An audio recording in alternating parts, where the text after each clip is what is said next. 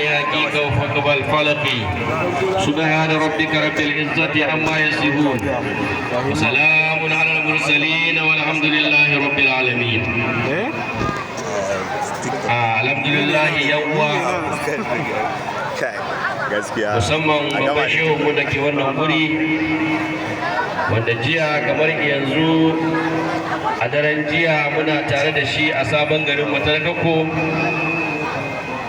da dukkan sauran bayin Allah mutane da aljanu da dukkan halittar Allah da muke tare a wannan guri masoya manzo Allah sallallahu alaihi wasallama muna karanta sallama kamar haka: assalamu alaikum wa rahmatullahi ta'ala wa barakatuh.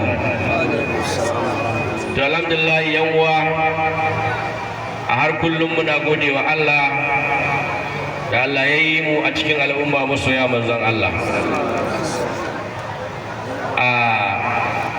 An gabatar da ni a wannan guri cewa in yi majalis kuma in faɗi manzon Allah sallallahu alaihi wasallam. to kuma manzon Allah sallallahu alaihi wasallam wala mushebran yana cewa khawariquhu yuwil awali wa hasruha, wato mu'jiza irin ta annabi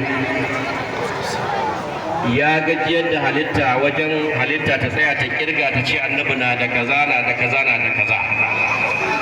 Sai dai shehu ya ce kafa man atalil anbiya min khawariqin wa ma la halil ashabi. Shehu ya ce abinda ya zo daga wajen annabawa na mu'jiza to ya isa daga nan a gane mu'jizan manzon Allah. Sannan ya ce abinda ya bayyana daga wajen sahabban annabi ya wadatu daga nan a gane mu'jizan manzon Allah. Da yawa muna ba jama'a hakuri, za mu yi majalisi insha Allah, amma a takaice za mu dan taba shiri saboda kunnuwa su dan farka tukuna.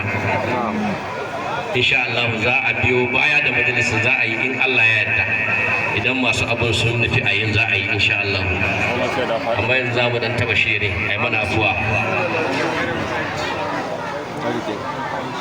A ya faɗi ma 'yar gidan ma'aiki